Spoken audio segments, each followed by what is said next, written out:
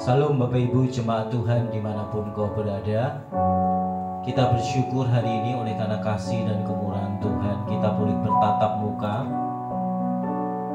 Walaupun tidak di gereja Bapak Ibu, tapi kita bisa berjumpa lewat media. Karena kita percaya Allah kita itu omnipresent. Allah kita ada di mana-mana Bapak Ibu. Saya percaya ini saatnya Tuhan mengunjungi setiap kita di rumah kita masing-masing. Hari ini adalah hari Jumat Agung di mana kita memperingati hari kematian Tuhan Yesus. Ribuan tahun yang lalu, 2000 tahun yang lalu lebih, Dia telah memberikan hidupnya selama di dunia untuk menunjukkan kasih dan kemurahannya buat setiap kita. Mari saya ajak setiap kita tundukkan kepala, kita mau datang sama Tuhan. Kami bersyukur malam ini ya Tuhan. Tuhan kumpulkan kami bersama dengan keluarga kami masing-masing itu semua karena anugerah dan penyertaan-Mu. Tidak ada satu kekurangan dalam hidup kami ya Tuhan. Engkau menuntun, Engkau menjaga kami, Engkau melindungi kami ya Tuhan. Terima kasih buat kesetiaan yang Tuhan berikan. Hari ini Tuhan kami mau mulai ibadah kami. Tuhan pimpin dari pertengahan hingga akhirnya, kami serahkan dalam tangan-Mu. Ampuni apabila ada dosa dan kesalahan yang kami buat. Layakkan ya Tuhan supaya kami bisa menghadap kehadirat-Mu malam ini. Terima kasih Tuhan, terima kasih. Kami juga minta hadirat-Mu kami rasakan di rumah kami masing-masing. Ketika kami datang menyembah memuji-Mu, kami merasakan Kau hadir ya Tuhan. Kami merasakan Kau ada dalam ibadah kami ya Tuhan. Terima kasih ya Tuhan, terima kasih. Mari kita datang, kita mau sembah Dia.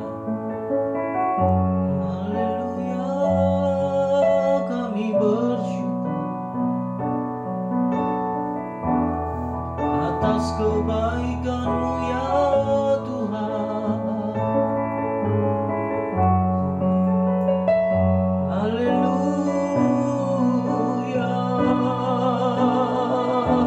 Naikkan ucapan syukur-Mu. Haleluya.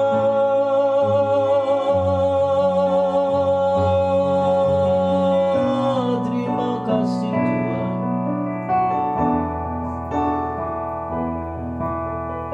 Tak terukur kasih-Mu Yesus, Kau telah mati gantikan diriku.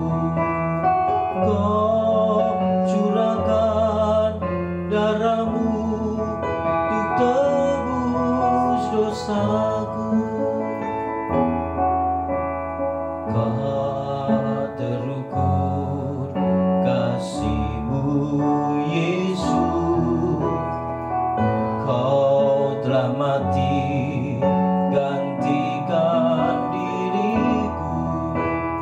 Kau curahkan darah-Mu untuk tebus dosaku.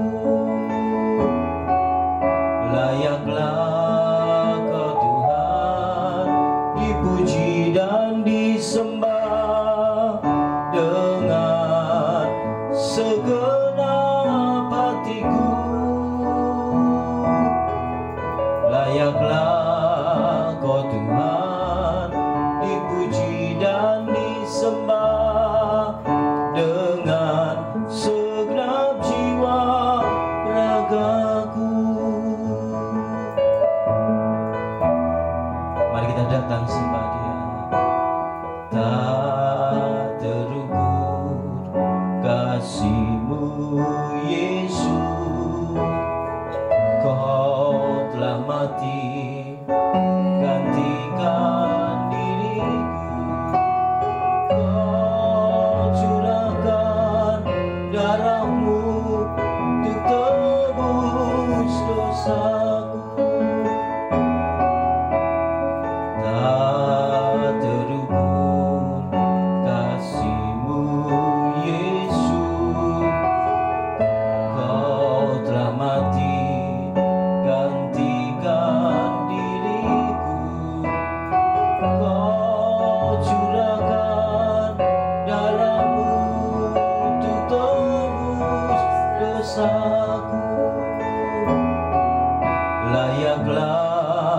Kau Tuhan dipuji dan disembah dengan segenap hatiku.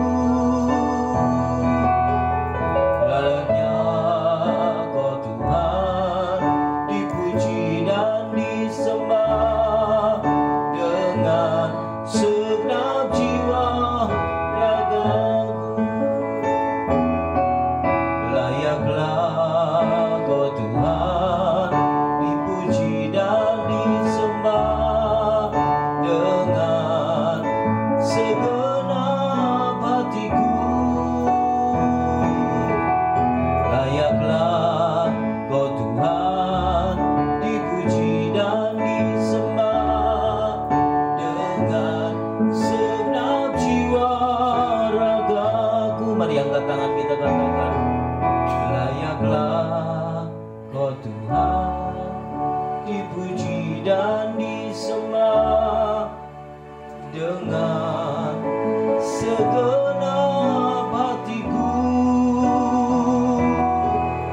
Layaklah Kau Tuhan dipuji dan disembah dengan segenap jiwa ragaku. Mari jemaat katakan bersama-sama, layaklah Kau Tuhan dipuji dan disembah dengan segenap hatiku.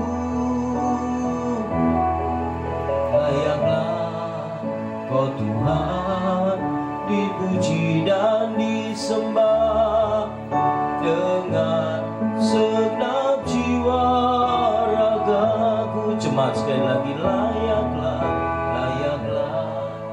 Kau Tuhan dipuji dan disembah dengan segenap hatiku.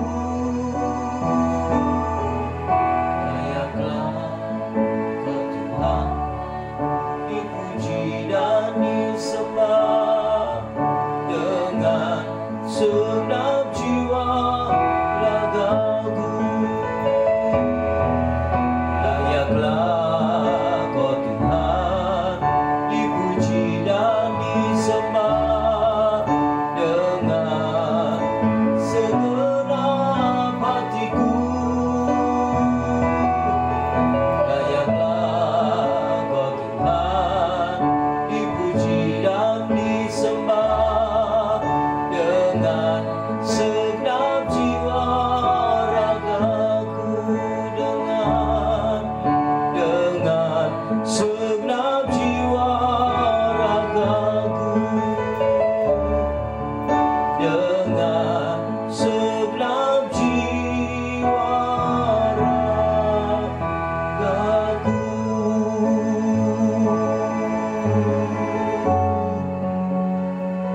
Kami bersyukur Tuhan, kami berterima kasih. Kau telah mati buat kami. Kau telah memberikan dirimu ganti dosa kami. Terima kasih ya Tuhan.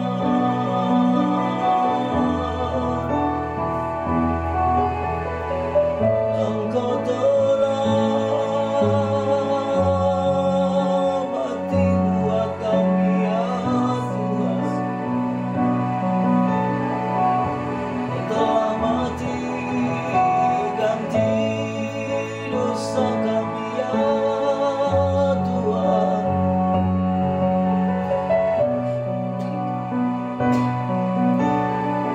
Haleluya. Haleluya. Mari jemaat kita sembah Dia, agungkan Dia saat malam ini. Haleluya.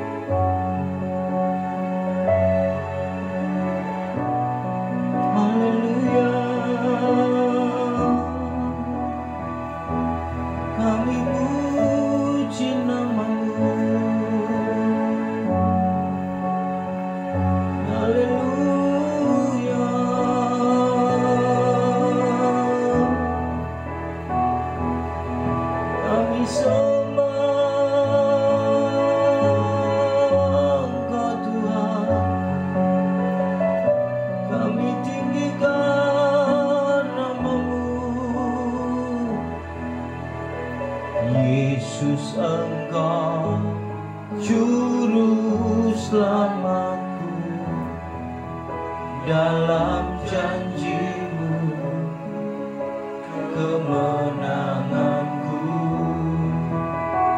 selamanya kan ku nyatakan besar setiamu Tuhan di hidupku.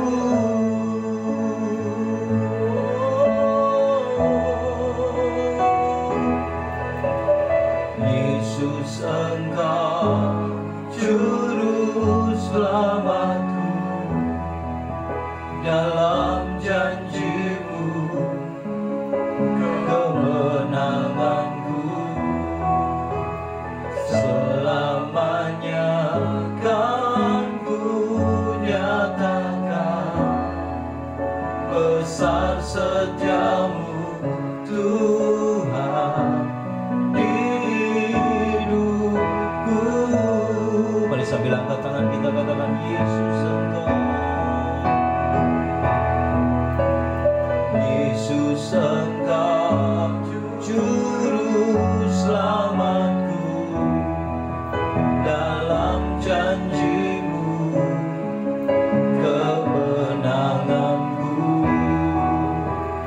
selamanya kan ku nyatakan besar setiamu Tuhan di hidupku.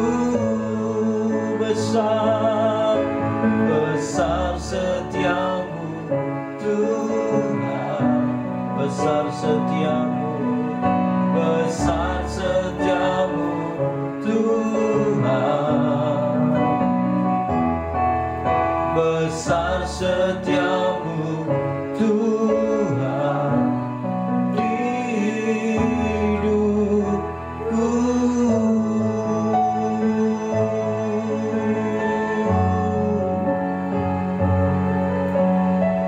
Terima kasih Tuhan, kami bersyukur malam ini kami boleh memuji-muji Engkau, kami boleh meninggikan Engkau ya Tuhan, kami boleh mengagungkan Engkau saat ini. Sebentar kami mau belajar firman-Mu, kami mau mengenang bagaimana Engkau telah mati buat kami, telah memberikan hidup-Mu buat setiap kami ya Tuhan. Kami bersyukur Engkau Tuhan yang baik buat kami. Terima kasih ya Tuhan. Dalam nama Yesus kami berdoa dan bersyukur. Kami siap terima firman. Percaya katakan bersama-sama, amin. Ya, salam Bapak Ibu, saudara-saudara yang dikasihi Tuhan dimanapun Bapak Ibu dan saudara berada. Hari ini Bapak Ibu, seluruh dunia memperingati bagaimana Yesus telah mati buat setiap kita, atau yang dikenal dengan Jumat Agung. Di beberapa negara tidak bisa melakukan ibadah secara konvensional atau tatap muka, termasuk di Indonesia karena sedang menghadapi virus COVID-19. Dan di tempat kita juga karena anjuran pemerintah untuk memerangi penyebaran wabah ini Bapak Ibu, kita dianjurkan untuk ibadah di rumah masing-masing. Dan puji Tuhan, khususnya Kota Klaten Bapak Ibu, kita bersyukur sampai hari ini dalam lindungan dan anugerah Tuhan. Mari Bapak Ibu, bersama-sama kita mau membaca firman Tuhan. Kita akan buka Alkitab kita di Lukas 23 ayat yang ke-44 sampai dengan 49. Lukas 23 ayat 44 sampai dengan 49. Saya akan bacakan di bahasa Indonesia. Yesus mati. Ketika itu hari sudah kira-kira jam 12. Lalu kegelapan meliputi seluruh daerah itu sampai jam 3. sebab matahari tidak bersinar dan tabir bait suci terbelah dua. Lalu Yesus berseru dengan suara nyaring, "Ya Bapa, ke dalam tanganmu kuserahkan nyawaku." Dan sesudah berkata demikian, ia menyerahkan nyawanya.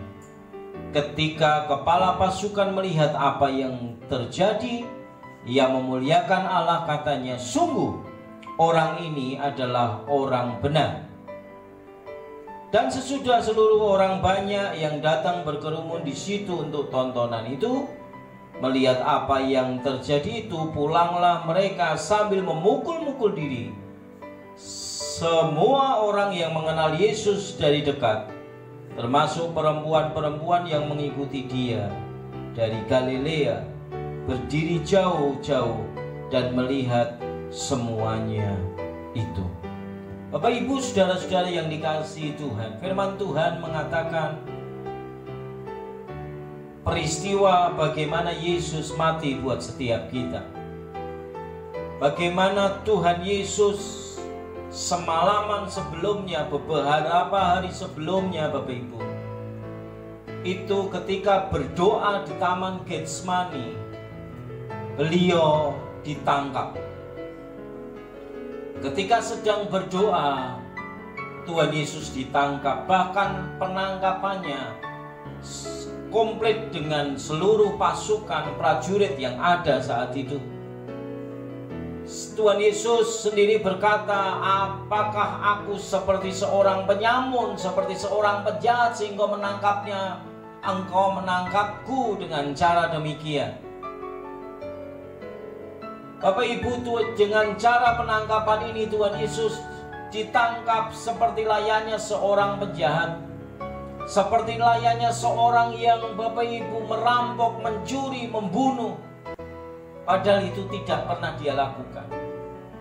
3,5 tahun Bapak Ibu, Tuhan Yesus setia memberitakan firman, menyembuhkan orang sakit, memberi makan, mengasihi orang yang berdosa.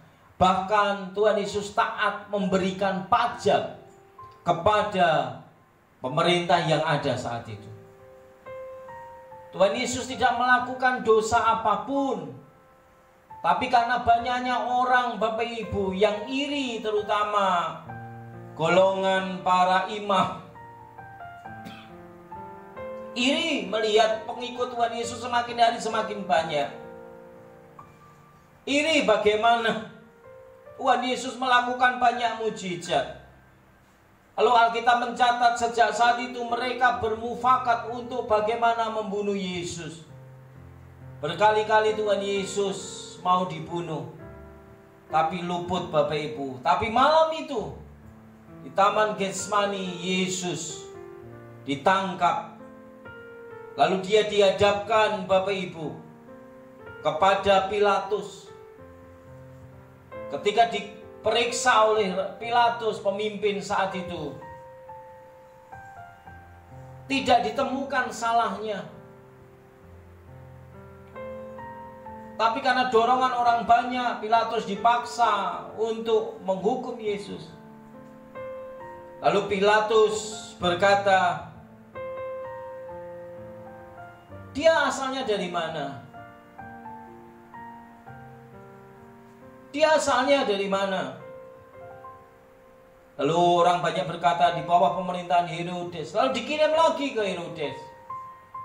Bapak Ibu, dikirimlah Tuhan Yesus, diperiksa, tidak menemukan salah, dikembalikan ke Pilatus lagi. Dan karena desakan banyak orang, Pilatus berkata, "Aku tidak menemukan kesalahan di orang ini. Tidak ada satupun kejahatan yang dia lakukan. Tapi karena desakan orang banyak, salibkan dia, salibkan dia, salibkan dia." Maka Pilatus takut dan dia berkata, "Darah orang ini jangan ditanggungkan ke saya." Lalu mereka memilih seorang yang ingin dilepaskan dari penjara. Dan Yesus malam itu mulai disiksa. Malam itu, Bapak Ibu, dia disiksa semalaman. Bagaimana dia dicambuk. Kalau Bapak Ibu lihat film The Passion of Christ, dia dicambuk dengan cambukan yang sekali cambuk itu mengambil daging dari tubuhnya. Dia dipukul, diludahi. Firman Tuhan berkata bahwa ketika Yesus itu disiksa, dia seperti domba yang keluh, domba yang bisu, domba yang diam saja, yang membiarkan dirinya disiksa tanpa satu kata apapun. Dia dihujat. Bahkan orang yang dia sayangi, yaitu Petrus, ditulis di Alkitab, ketika dia melihat Yesus disiksa dari jauh, beberapa orang berkata, "Apakah engkau pengikut Yesus?" Petrus menyangkal. Orang yang selama ini melihat dengan matanya sendiri bagaimana Yesus melakukan mujizat. Bahkan Petrus ini salah satu murid yang luar biasa, bagaimana dia bisa berjalan di atas air. Tapi begitu melihat Yesus, dia menjadi takut. Begitu melihat Yesus disiksa, dia tidak mau juga mengalami hal yang sama. Begitu ngerinya penyiksaan saat itu, firman Tuhan berkata, mukanya sampai tidak dikenal lagi, Bapak Ibu. Hancur. Saya pernah menyaksikan seorang Bapak Ibu yang dibunuh, dan mukanya Bapak Ibu sampai bengkak dan tidak kenal lagi siapa dia. Kira-kira seperti itu. Yesus sampai nggak dikenal lagi mukanya, karena begitu siksaan yang berat.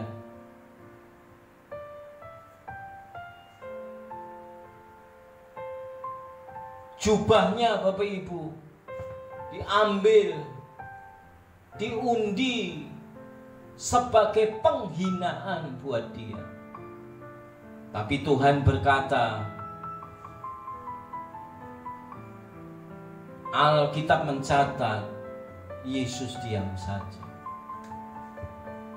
Kenapa Bapak Ibu Yesus diam saja saat itu? Karena dia tahu itu harus dia lakukan untuk menyelamatkan manusia. Salah satu bukti bahwa dia mengasihi manusia bukan hanya berkata-kata, tapi mempraktekkan perkataannya itu dengan memberikan dirinya kepada prajurit saat itu. Dia disiksa. Hari-hari ini kita perlu menyadari, hari ini Jumat Agung Bapak Ibu, kita peringati bersama. Kenapa? Karena ada seorang pribadi yang dihina diam saja, yang dipukul diam saja, yang disiksa diam saja. Saya percaya hanya satu alasan, karena dia mengasihi kita. Percaya, katakan amin Bapak Ibu. Dia mengasihi, dia memberikan, mengorbankan dirinya. Karena dia mengasihi kita. Tidak cukup itu, dia sudah disiapkan sebuah salib yang begitu berat. Bapak Ibu, salibnya itu, yang ini Bapak Ibu, itu beratnya sekitar 50-an kilo. Dia harus gendong sampai dengan Bukit Golgota. Begitu jauh. Tuhan Yesus dicatat di Alkitab beberapa kali jatuh dan akhirnya tidak sanggup melanjutkan perjalanan dengan memikul salib itu. Dan salib itu diberikan kepada namanya Simon orang Kirene. Tuhan Yesus Bapak Ibu tidak sanggup karena begitu berat. Luka yang dia derita, dia tidak sanggup memikul salib itu. Ini gambaran buat setiap kita Bapak Ibu. Firman Tuhan berkata, kalau engkau ikut sama Yesus, engkau harus panggul salib, siap menderita bagi Tuhan. Salib itu ditawarkan buat kita hari ini, Rema yang pertama. Salib itu diberikan buat kita sebagai tanda penderitaan, tanda bahwa kita itu ikut Yesus, tanda bahwa kita itu mengasihi Dia. Engkau harus siap menderita bagi Tuhan. Tidak banyak orang Bapak Ibu yang hidupnya ketika menyatakan imannya kepada Yesus, dia disudutkan, dia disingkirkan, dia tidak dianggap menjadi sebuah keluarga lagi karena mencintai Tuhan. Itu salib yang harus kita tanggung. Ada beberapa orang yang di dunia pekerjaan, kau bisa naik pangkat dengan keadaan semekian, tapi kau harus tinggalkan Yesus. Itu salib yang harus engkau tanggung. Beberapa anak muda yang berkata, Pak, saya boleh enggak menikah dengan orang yang tidak seagama, satu kepercayaan dengan saya. Itu adalah salib yang engkau harus tanggung. Engkau harus siap dan rela menderita bagi Tuhan. Termasuk Bapak Ibu, hari-hari ini kesulitan sedang kita hadapi bersama karena keadaan di sekitar kita. Bapak Ibu harus stay di rumah, tinggal di rumah. Masihkah banyak di antara kita yang berkeluh kesah? Banyak kita yang bersungut-sungut. Alkitab mencatat orang yang bersungut-sungut itu orang yang seperti tidak mengenal Tuhan. Bahkan ada salah satu 5 penghalang orang Israel tidak bisa masuk ke tanah perjanjian. Salah satunya adalah suka bersungut-sungut. Keadaan sekitar ini sedang menguji iman kita. Masihkah engkau bisa berkata, terima kasih Tuhan buat berkat-Mu hari ini? Mungkin makanan yang Bapak Ibu hadapi mulai sama aja, tidak berubah. Ada yang berkata ke saya, Pak, saya bersyukur pagi soto. Iya kan? Lalu berkata lagi, siangnya rendang, Pak. Puji Tuhan. Sorenya bakso, Pak. Loh, bukankah itu hebat? Pagi soto, siang rendang, malamnya bakso. Tapi pertanyaannya mie semua, Pak. Ternyata masak mie. Mie rasa soto, mie rasa rendang, mie rasa bakso. Pertanyaannya, masihkah engkau bersyukur akan apa yang Tuhan kerjakan buat kita? Itu salib yang harus kita tanggung. Sekarang tidak ada Bapak Ibu yang mengawasi kita ibadah di rumah apa enggak ada yang tahu. Masing-masing kita mau enggak manggul salib. Kita berhenti dari pekerjaan kita. Kita sepakat gereja melakukan misbah keluarga setiap jam 7. Tapi kali ini, malam ini kita ibadah bersama-sama jam 7. Siapkah Bapak Ibu kita memanggul salib, bersekutu, tetap menyembah Tuhan walaupun kita tidak bisa ketemu di gereja? Itu salib yang harus kita tanggung.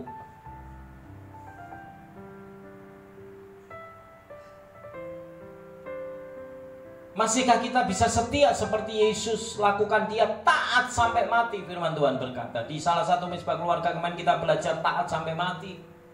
Apakah kita sanggup sampai nanti kita mati kita tetap percaya dan panggul salib itu? Itu adalah pertanyaan buat setiap kita. Mari kita bersama-sama berjuang. Rasul Paulus berkata, hidup ini adalah sebuah pertandingan, kita harus mencapai garis akhir. Dan setelah dia berjalan manggul salib sampai di puncak Bukit Golgota, dikatakan di Alkitab kira-kira jam 12. Lalu kegelapan meliputi seluruh daerah itu. Ada gerhana matahari gelap dari jam 12 siang sampai jam 3. Belum pernah ada di dunia matahari, gerhana matahari total 3 jam lamanya, Bapak Ibu. Belum pernah. Orang lalu mulai percaya dalam hatinya, oh betul-betul dia anak Allah. 3 jam, Bapak Ibu. Dia, Bapak Ibu, mengalami kegelapan seolah-olah, Bapak Ibu, Tuhan itu meninggalkan. Dikatakan firman Tuhan, langit seperti tembaga gelap. Yesus, Allah di surga maksud saya, meninggalkan Tuhan Yesus seorang diri. Sampai Tuhan Yesus berkata, Eloi, Eloi, lama sabachthani. Ya Allahku, kenapa engkau meninggalkan aku? Seolah-olah Yesus, Bapak Ibu, didiamkan saja. Seolah-olah Allah di surga menutup matanya, menutup telinganya, tidak mau mendengar apa yang Yesus alami saat itu. Ini bukankah seperti yang kita alami sekarang? Seolah-olah Tuhan meninggalkan kita. Jutaan orang tiba-tiba dipaksa untuk beribadah di rumah. Jutaan orang tiba-tiba bersekutu kepada Tuhan di rumah. Jutaan orang-orang bersekutu, berseru kepada Tuhan setiap hari. Biar ini cepat berlalu, tapi seakan-akan Tuhan tinggalkan kita. Kita nggak tahu sampai kapan khususnya Indonesia mengalami ini. Kemarin anak-anak sekolah sudah bosen, sudah seneng, tanggal 14 besok katanya mau masuk, ada pengumuman lagi khusus di Klaten sampai dengan akhir April ini Bapak Ibu baru bisa masuk. Sampai kapan kita nggak tahu. Kita berdoa seolah-olah seperti tembaga Tuhan belum dengar.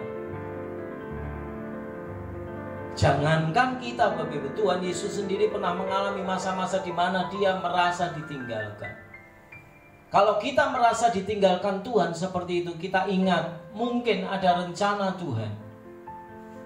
Dia diamkan kita supaya kita bertobat, supaya kita sadar bahwa kita tanpa Tuhan tidak bisa apa-apa. Apa yang Bapak Ibu andalkan hari-hari ini? Keuanganmu, koneksimu, pengalamanmu tidak bisa selain kita mengandalkan Tuhan. Mungkin kau berkata dan menatap ke saya, Pak, saya rasanya berat hari-hari ini. Saya udah mulai tidak bekerja. Nanti gimana semua kebutuhanmu? Saya mau beritahu, Tuhan seolah-olah meninggalkan kita. Ada rencana Tuhan yang baik buat hidup kita. Firman Tuhan berkata, orang yang percaya kepada Tuhan tidak akan pernah dibiarkan, Bapak Ibu. Tidak bisa makan, Tuhan pasti pelihara. Kalau kita khawatir, Tuhan ingatkan, lihatlah burung-burung di udara yang tidak pernah menanam, tapi dia Tuhan pelihara. Jadi kita tetap percaya kalau ribuan tahun yang lalu Yesus telah mati buat kita, hari ini kita juga percaya kematiannya itu menghidupkan kita. Mungkin ada imanmu yang mulai mati, imanmu yang mulai tidak hidup lagi. Ingat, ada Tuhan yang sanggup menghidupkan. Ekonomimu mati, pengharapanmu mati, ada Yesus yang mengasihi kita. Mari kita lihat selanjutnya di ayat 45 di Lukas 23. Setelah ada kegelapan, ada tabir bait suci terbelah menjadi dua. Dulu Bapak Ibu di gereja di daerah Israel sana, setiap sinagog, tempat untuk ibadah dibagi tiga, pelataran, ruang suci, dan ruang maha suci. Ruang maha suci itu disekat oleh seperti korden, Bapak Ibu. Yang boleh masuk ke sini adalah hanya imam. Yang boleh masuk ke hadirat, lambang hadirat Tuhan ini adalah nabi-nabi tertentu, tidak bisa semua orang masuk. Tapi sejak peristiwa kematian Kristus, tabir bait Allah itu terbelah jadi dua. Sigar, Bapak Ibu, terbelah. Ini menandakan anytime, kapan saja kita bisa menghadap Tuhan. Kita bisa datang kepada Tuhan tanpa Bapak Ibu melalui perantara. Kita bisa langsung memuji, kita bisa langsung menyembah, kita bisa langsung bersekutu kepada Tuhan. Tidak ada sekat lagi Bapak Ibu di ruang yang suci itu. Firman Tuhan berkata, ketika kita muji-muji Tuhan, maka hadirat Tuhan itu ada bersama dengan kita. Amin Bapak Ibu. Tidak ada batasan lagi, orang bisa datang kepada Tuhan. Tuhan hanya sejauh doa kita. Ketika engkau menutup mata, ketika engkau menutup pandanganmu dan engkau datang menghadap Tuhan, Tuhan pasti akan menemui engkau. Karena tidak ada batasan lagi. Ini anugerah, ini grace, ini kasih karunia yang Tuhan berikan. Karena kematian Kristus membuka. Bapak Ibu mau menghadap Tuhan, Bapak Ibu bisa langsung. Lalu yang terakhir Bapak Ibu, dikatakan kata terakhir Tuhan Yesus, sudahlah genap. Tuhan Yesus berhasil menyelesaikan tugas misi utama, yaitu mati di kayu salib. Mati di kayu salib. Mari Bapak Ibu, di akhir khotbah ini saya mengajak buat setiap Bapak Ibu, apapun yang engkau alami, apapun yang engkau hadapi, apapun yang sedang engkau derita hari-hari ini, mari kita mau belajar satu hal Bapak Ibu. Kita mau setia sampai mati, sampai Tuhan memanggil kita. Kita nggak tahu kapan dipanggil Tuhan.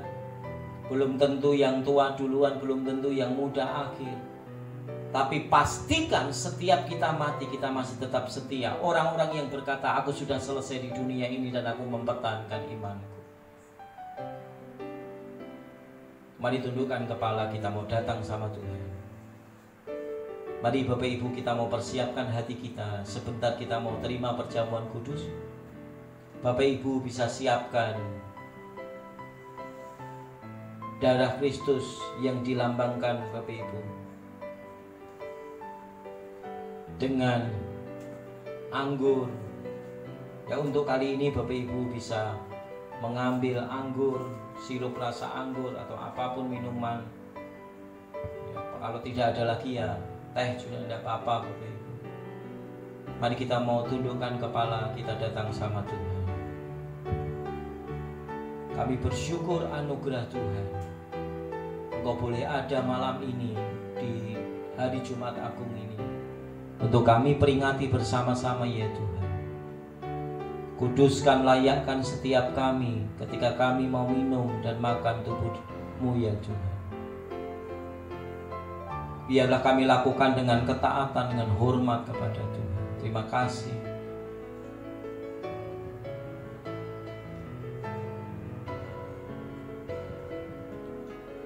Mari Bapak Ibu persiapkan roti dan anggur Bapak Ibu.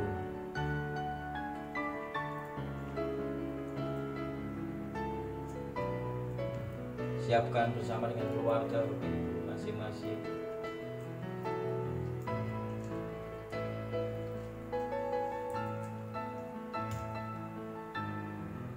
Mari kita angkat tubuh Kristus di atas kepala kita tinggi-tinggi. Sebab apa yang telah kuteruskan kepadamu telah aku terima dari Tuhan, yaitu bahwa Tuhan Yesus pada malam waktu ia diserahkan mengambil roti, dan sesudah itu ia mengucap syukur atasnya, ia memecah-mecahkannya dan berkata, inilah tubuhku yang diserahkan bagi kamu, perbuatlah ini menjadi peringatan akan aku.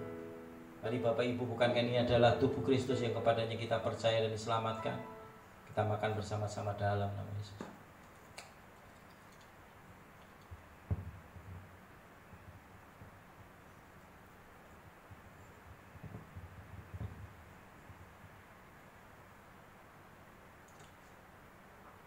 Mari kita angkat darah Kristus di atas kepala kita tinggi-tinggi.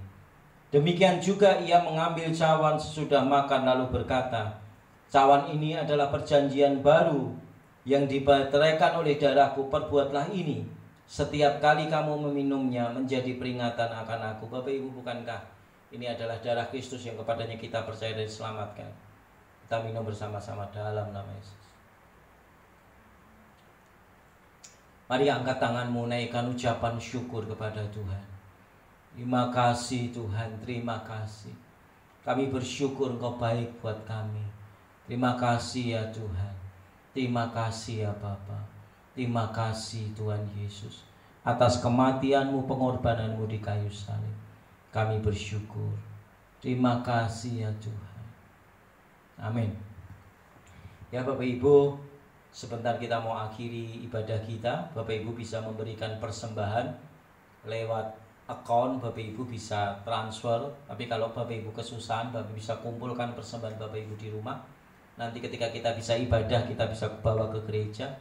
Yang ketiga, Bapak Ibu juga bisa berikan kalau Bapak Ibu sempat bisa ditaruh di gereja atau di pastori, di kuilan Bapak Ibu, sebagai bentuk ketaatan kita kepada Tuhan. Mari saya undang kita bangkit berdiri. Mari angkat tanganmu, arahkan hatimu pada Tuhan.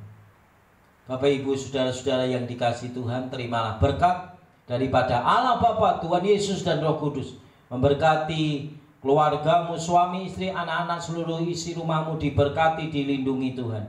Diberkatilah pekerjaanmu, dimanapun kau berada, pekerjaanmu diberkati Tuhan. Engkau yang belum bisa bekerja, Tuhan pasti akan berikan berkat dengan caranya yang ajaib. Kau yang sekolah, yang kuliah lewat daring, lewat online juga Tuhan berkati. Terimalah berkat dari Tuhan Yesus sampai Tuhan menjemput kita. Kalau ada yang sakit, percayalah Tuhan sembuhkan. Kalau ada yang kekurangan, Tuhan berkati berlimpah. Kalau ada yang kehilangan pengharapan, Tuhan beri pengharapan yang baru. Di dalam nama Tuhan Yesus, kami akhiri ibadah kami malam ini. Yang percaya katakan bersama-sama, amin. Tetap semangat, Tuhan Yesus memberkati setiap kita. Shalom.